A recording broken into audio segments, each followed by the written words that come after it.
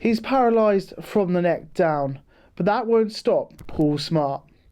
In May, he'll be embarking on one of his toughest challenges yet, walking the Camino de Santiago between France and Spain.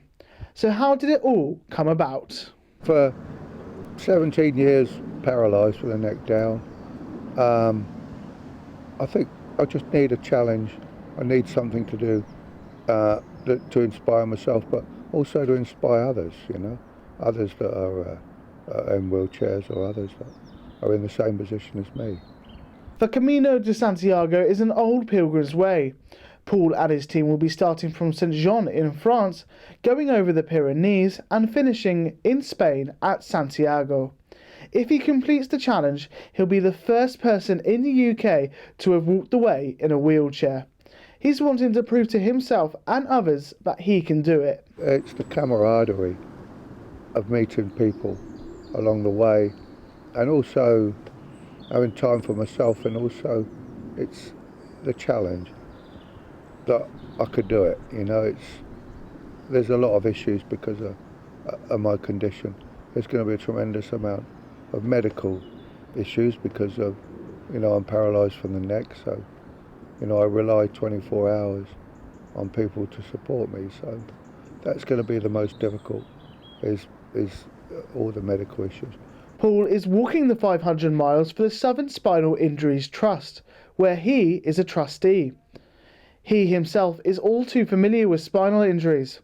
Paul has been paralysed from the neck down for 17 years now, after an accident at work.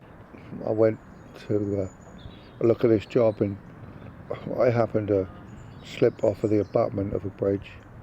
Fell about 8 feet, but when I fell on the back of my head and broke my neck. Got up one Monday morning, a normal day, went off to work, come home a year and a half later. And he says if he could make a cup of tea in the morning, it would feel like becoming a millionaire overnight. Every morning I wake up and think,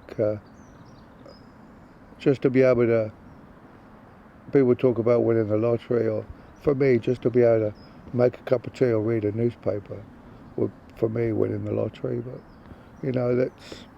you never know what you've got till it's gone, do we? So I think that's life in general, isn't it?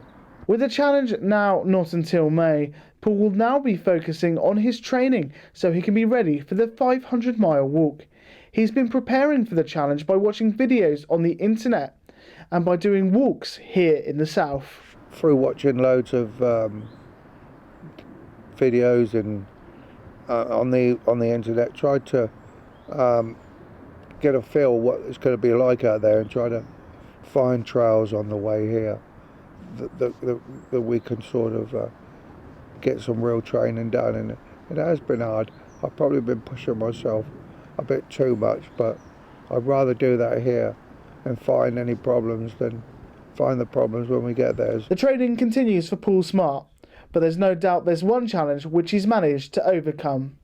Daniel Padwick, That's TV.